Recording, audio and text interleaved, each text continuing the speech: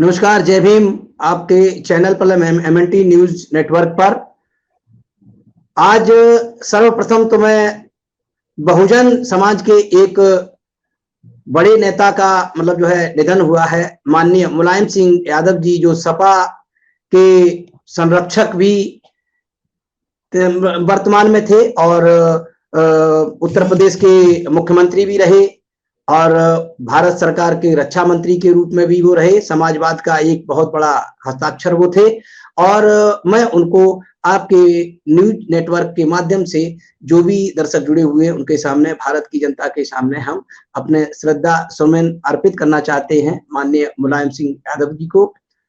अपनी बात शुरू करें उससे पहले, जैसे कि क्या पाया और क्या खोया की बात जो है, मैं यहाँ शुरुआत इस बात से करना चाहूंगा कि आखिर ये गरीब सवर्ण का आरक्षण की जरूरत क्या पड़ गई थी जो इसकी बात शुरू हुई।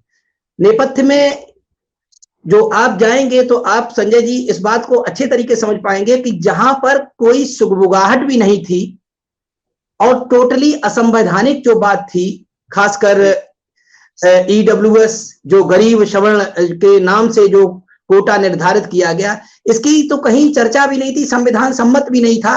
लेकिन शुरुआत इसकी माननीय मायावती जी ने इसको शुरू किया। उन्होंने 2007 में चुनाव जीती और उसके बाद पहले भी उन्होंने बात एक दो बार इसकी करी थी, लेकिन 2007 में जब चुनाव जीती उसके बाद उन्होंने ये कहना शुरू कर दिया कि मैं गरीब सवर्णों को भी आरक्षण देंगे।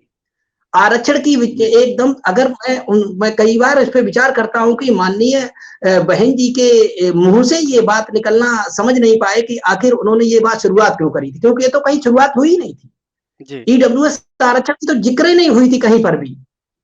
सबसे पहले शुरुआत तो बहन मायावती जी ने शुरू करी कि मैं गरीब सवर्णों को भी आरक्षण देंगे। उन्होंने आरक्षण की जो विचारधारा थी, जो प्रतिनिधित्व की बात थी, उसको आर्थिक आधार पर लाके और एक मौका दे दिया, खासकर उस समाज को जो हमारे जो मूल निवासी समाज को सदियों से वंचित रखा था और सदियों से जो शोषण करता रहा।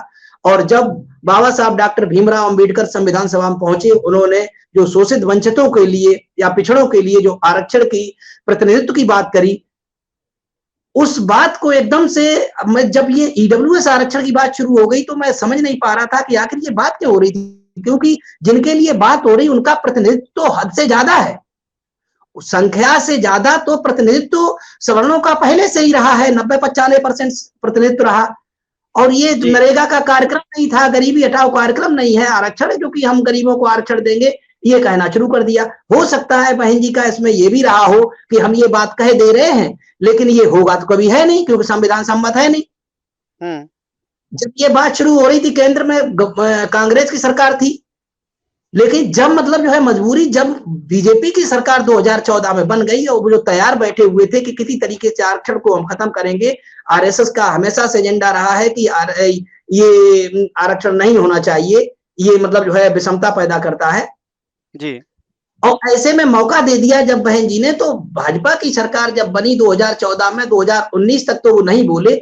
जब 2019 का चुनाव आने वाला था और उससे एन वक्त पहले उन्होंने ये पासा दिया कि आरक्षण गरीबों को हम 10% देंगे। अब सोच के देखिए संजय जी या हमारे जो कार्यक्रम में लोग हैं उपस्थित, इस बात को सोचें और समझें कि जिनकी आबादी ही 3-4% है और उनको 10% से ज्यादा हम आरक्षण दे रहे हैं, ये कहां से न्याय संगत तर्कसंगत था। लेकिन बहन जी जो बार बार कहती रही कि हम गरीबों को आरक्षण देंगे, गरीब सवर्णों को आरक्षण देंगे, उसका लाभ पूरी तरीके से उठाते हुए बीजेपी ने एन चुनाव, मूल आम चुनाव लोकसभा के थे 2019 से पहले, उसने एक ऐसा वो कहते कि ऐसा उसने हथौड़ा मारा कि जिसके आगे सब चित हो। बहन जी भी शायद ये नहीं सोची होंगी, मायावती जी भी ये बात को नहीं सोची होंगी कि शायद ये कभी गरीबों को आरक्षण होगा भी, क्योंकि वो सोशल इंजीनियरिंग के जरिए चाहती थी कि नहीं, ब्राह्मण हमारे साथ रहेगा।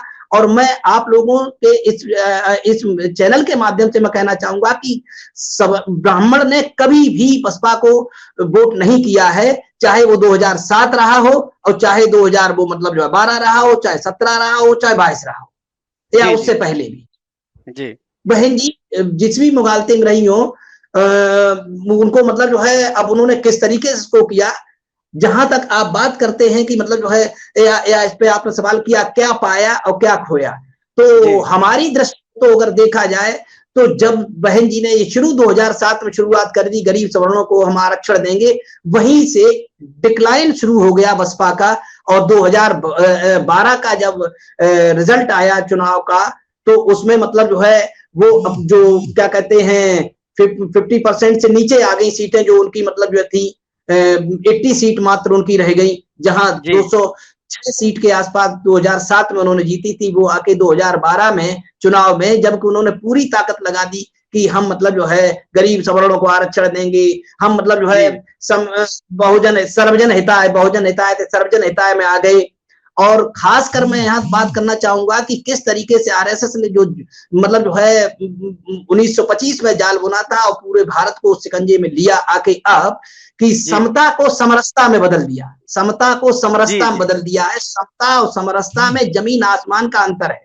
हमारे दर्शक जो भी अगर सुन रहे हैं, जो समता समरसता समरसता आज हमारे लोग भी चिल्लाने लगे, जो मूल निवासी कहते हैं या ओबीसी एससी के लोग हैं वो भी समरसता कहते हैं, जबकि समरसता का बिल्कुल अर्थ ही अलग है। समता, समता होना चाहिए और संवैधानिक शब्द समता ही है, प्रेम्बल ऑफ कॉन्स्टिट्यूशन में भी लिखा हुआ है कि समता।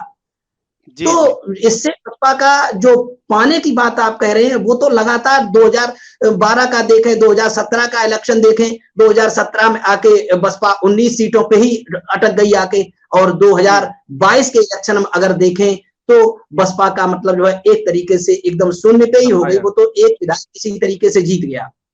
तो अगर आप देखें, और इसमें ईडब्ल्यूएस कोटे का जो आरक्षण बहन जी ने समर्थन जो किया था उसका बहुत बड़ा हाथ है।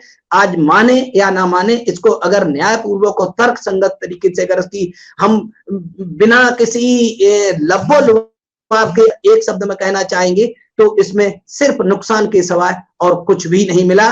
जहां तक रही समाजवादी की बात, तो समाजवादी की अगर देखें तो समाजवादी ने कभी इससे पहले ये नहीं कहा था कि हम आरक्षण सवर्णों को देंगे, गरीब सवर्णों को देंगे। लेकिन जब आपका जनवरी 2019 में जब लोकसभा और राज्यसभा में बिल पास एक दिन में हुआ, आप देखिए ना कितनी बड़ी जल्दबाजी में थी।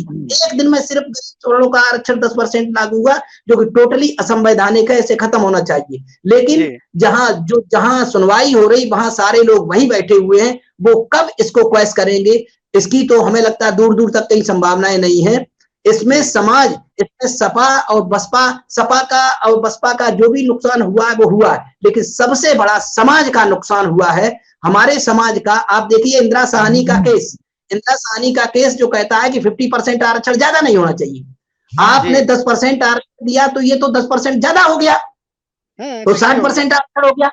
लेकिन जब आप याद करिए जब लोकसभा में बिल पास हो रहा था, अरुण जेटली जी ने जब इसको बिल को मतलब जो है रखा हुआ था, तो उन्होंने कहा था कि हम नई पोस्ट क्रिएट करेंगे, सृजित करेंगे नई, वो भी पोस्ट हैं। खासकर शिक्षा में तो हम बढ़ा देते हैं, घटा देते हैं, लेकिन जो सरकारी नौकरियों में है या प्रतिनिधित्व की जो बात है वहां पर अगर हम देखेंगे तो वहां आप देखिए ना कि मतलब जो है जो भी हमारी पहले की जो सीटें थी, जो कोई सैंक्शन पोस्ट नौकरियों में नहीं हुई और सब हर जगह ईडब्ल्यूएस आरक्षण दिया जा रहा है। और वो आरक्षण आज भी सरकार में ये कहा जा रहा है कि नहीं 50% ही आरक्षण है, 49.5% और 50.5% जो खासकर अनारक्षित होना चाहिए उसको जनरल तरीके से ट्रीट करता है। ये टर्मिनोलॉजी जनरल की हमारे न्यायालयों में शुरू होती है, सरकार भी कहती है जनरल, जबकि अनारक्षित होना चाहिए, ओपन फॉर ऑल होना चाहिए। तो मतलब जो है चर्चा मतलब जो है आपका वक्त कम है, थोड़ा 1 मिनट में अपना बात करूंगा, 1 मिनट में काम करूंगा यहाँ पहले सत्र की, कि जिस तरीके से अगर आप देखें कि जो मतलब जो है अब देखिए ना उच्च शिक्षा में खासकर जो इन्होंने क्राइटेरिया रखा है कि 1000 स्क्वायर फीट का मकान होना चाहिए पक्का, 200 क्या कहते हैं 5 एकड़ से कम जमीन होनी चाहिए। ये बताइए इतना अगर गरीब है तो हमारे तो किसी के पास 1 एकड़ भी जमीन नहीं है, हमारे सब गरीब है, किसी का नहीं। हमारे यहाँ तो कच्चा भी मकान नहीं, शहर में पक्का तो बात छोड़ दीजिए। रूरल अर्बन में बता रहे जो नगर पालिका का 200 वर्ग गज का प्लाट होना चाहिए, वो भी गरीब है। 8 लाख की वहां पे आपने लग रही 8 लाख लिमिट, और ओबीसी की 7 लाख पे क्रीमी लेयर है। तो सारी की सारी चीजें अगर आप देखें, और उच्च शिक्षा में देखिए असिस्टेंट प्रोफेसर के लिए तो आप कह सकते हो कि असिस्टेंट प्रोफेसर का हम ईडब्ल्यूएस में सिलेक्शन करेंगे, लेकिन ताज्जुब की बात यह है कि एसोसिएट प्रोफेसर और प्रोफेसर पे भी कैडर की पोस्ट में ईडब्ल्यूएस आरक्षण दिया जा रहा है। मतलब वो भी गरीब भाई कैडर की पोस्ट प्रोफेसर की निकलती है विश्वविद्यालयों में, उसमें भी ईडब्ल्यूएस कोटा दिया जा रहा है। और जो आदमी असिस्टेंट प्रोफेसर रहेगा, एसोसिएट प्रोफेसर रहेगा, भाई तो प्रोफेसर होगा। जी जी, सही बात है। कैडर की पोस्ट भी भरेगा तो कम से कम 10 साल असिस्टेंट प्रोफेसर रहेगा। जी क्या जी 10 साल में वो गरीब में बना रहेगा? तो जी सब जी तरीके से रिपोर्ट खराब कर दिया, और जो बहन जी ने बीज बोया था वो दरख्त बन गया है ईडब्ल्यूएस का आरक्षण। और हमारा समाज इतना ज्यादा, चूंकि वो 10% जो आरक्षण दिया जा रहा है वो एससी ओबीसी का काट के दिया जा रहा है। ओपन फॉर ऑल तो वो अपने जनरल ट्रीट कर रहे, वो आप जी देखिए कहीं पर भी एससी ओबीसी का आरक्षण सिर्फ 20-22% रह गया है और सारा का सारा खत्म कर दिया गया। तो मैं अपनी बात यही खत्म करूंगा, समाज का बहुत बड़ा नुकसान हुआ है, एससी ओबीसी जी मूलवासी समाज का बहुत बड़ा नुकसान हो गया है, पार्टियों का नुकसान हुआ है वो तो हुआ ही है, जी सबके जी सामने है, लेकिन जी समाज का बहुत बड़ा नुकसान हुआ है। धन्यवाद।